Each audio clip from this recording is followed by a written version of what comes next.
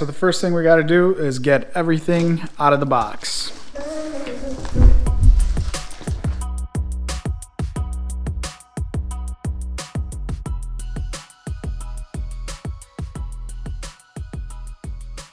We're gonna unplug these motors here because we're gonna have to install them on the bottom, just like that. It's for us to go ahead and flip this over so we can access the bottom.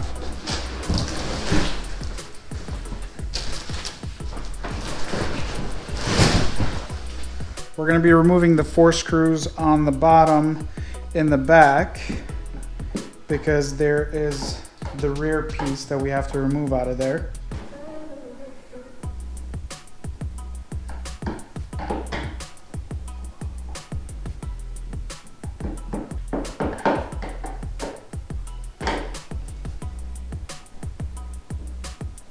To remove this back piece out of here. Just like that. We can reinstall these screws again.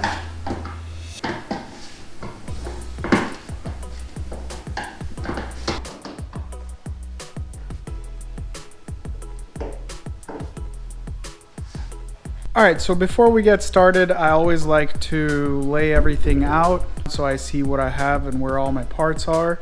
You should also have a manual. You could follow along with me and also look at the manual if you need to. We're installing the gearboxes with the motors. They are labeled, and what we're doing is sliding the plug through, making sure that that wire goes inside the car through the access hole.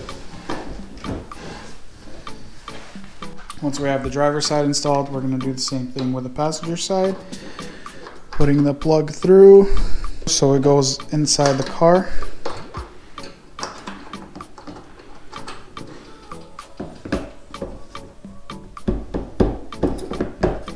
Over the axle and right into place. We're going to be installing the back wheels, making sure that the gear goes inside the gearbox. Then we're installing this washer and the nylon lock nut. And we're using the supplied wrench to tighten the wheel.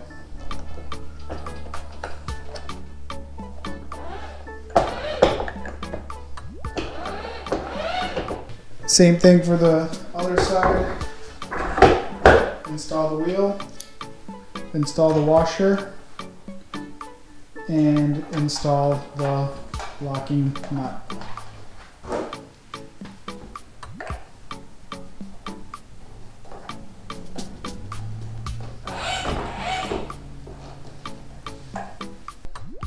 For the front, same wheels, gear goes inside. Install the washer and the nut.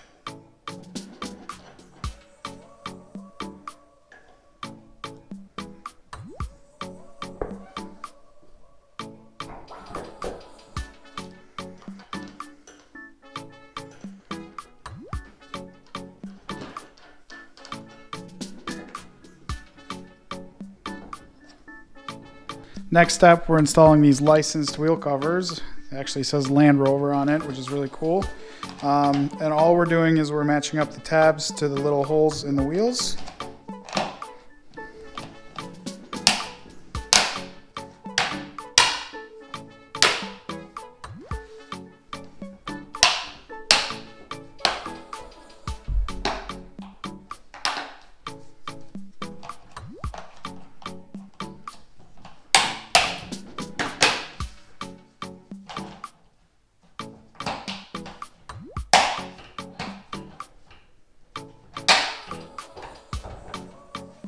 Now that we have completed the bottom, we're going to go ahead and flip it over the right side up.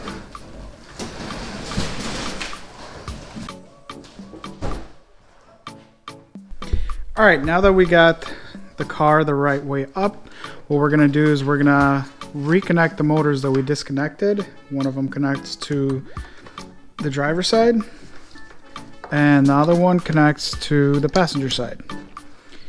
And then before we proceed any further, we're going to make sure that everything works correctly the way it should. We're going to plug in this red cable, this red plug, by matching up the tabs. Just like that. We're going to turn it on to make sure that the wheels are all spinning in the right direction, the 4x4 works, and everything is hooked up correctly. So obviously we need the key for that, which I still can't get over this, how awesome this is that you need a key. Turn the car on.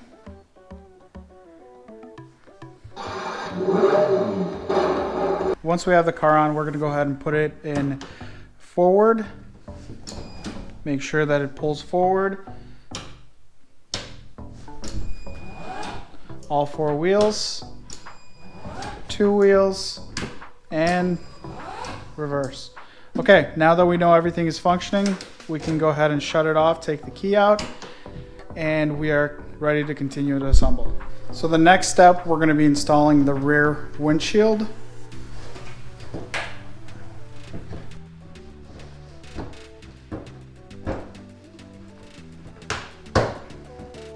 Once it's clipped in, we're using the screws provided to go ahead and secure it to the bottom.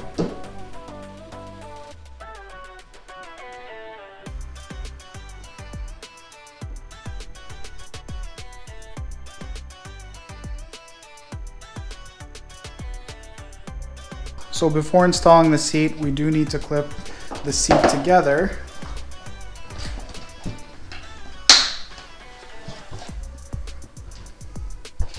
Now that we've clipped it together, we need to install the 4 screws at the bottom of the seat.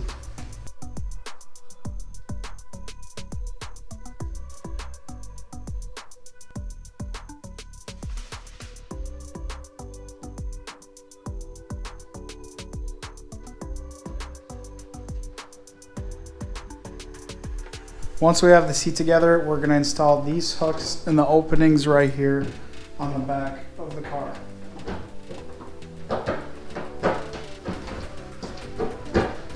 Then we're going to install the seat with a flathead screwdriver, lining up the tabs on these little clips, and then just giving them a quarter turn. Next up is the steering wheel.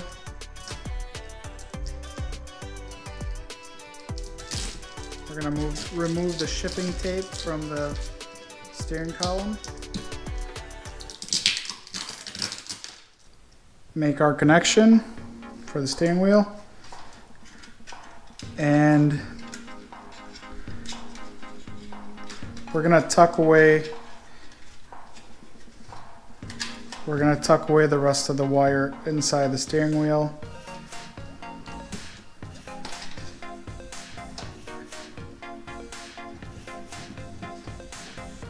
And it's as simple as clipping in. That's it, steering wheel is installed.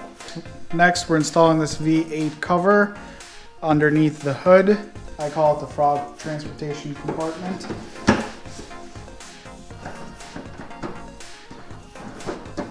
Next, we're installing our windshield.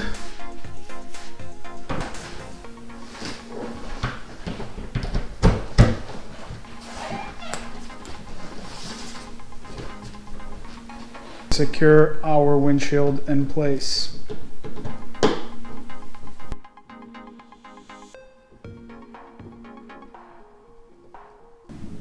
And next, we're installing the hood.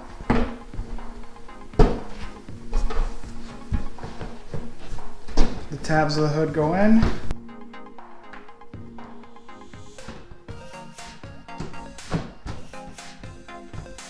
Next step is installing the side windows.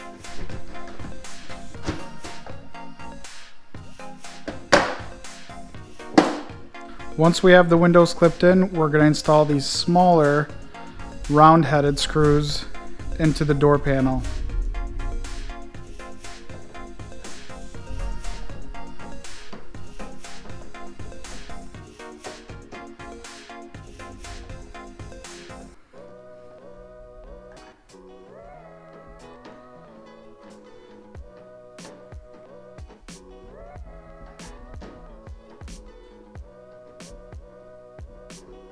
4 up top and 2 on the bottom here.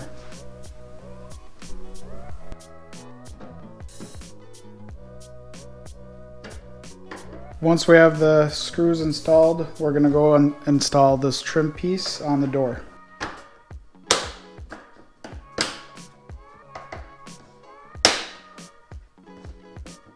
Alright, now that we have both sides with glass installed, we're going to go ahead and install the mirrors on both sides.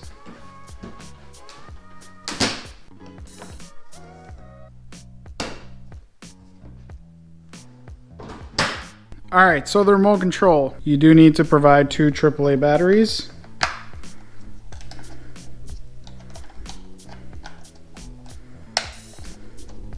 So if your car shows up with a remote control not linked to the car, all you have to do is press and hold the car select button, and there you have it. You have your speed selector here, indicated by how fast these LEDs flash. You have your stop button. If you hold the stop button, it locks out the car so your child can't do anything as far as driving it. You have your forward and reverse and your left and right. You also get 2 of the keys. Just a quick tip, go ahead and keep one somewhere hidden in the car, just in case your kid decides to take it out while going to the playground and ends up losing it, so you can still drive it home. The charger comes with an LED indicator, so the red LED shows that it's still charging. Once it turns green, you are ready to go. The charging port is right here under the seat. Once you plug in the car, it will not work. It will actually shut it off. So a quick little run through on the touch screen here in the car. You have your home button that kind of turns off that car sound.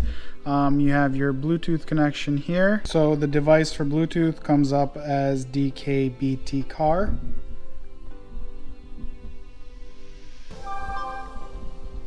The Bluetooth device is connected successfully. Bluetooth is connected, and now it's playing through the car speakers. You can actually increase the volume with your phone. There is a USB slot insert right here that you could hook up your USB drive, and the SD slot is right here on the side. It does come with 1 GB SD card. You have 2 buttons for the horn, and you have your drive select, your park, and your reverse, and you have your 2-wheel drive and the switch to go to 4-wheel drive, which I think is awesome. So the way you turn the lights on is actually used by the switch. If you turn it once, it starts the car without the lights. If you turn it to the further position, it turns all the lights on.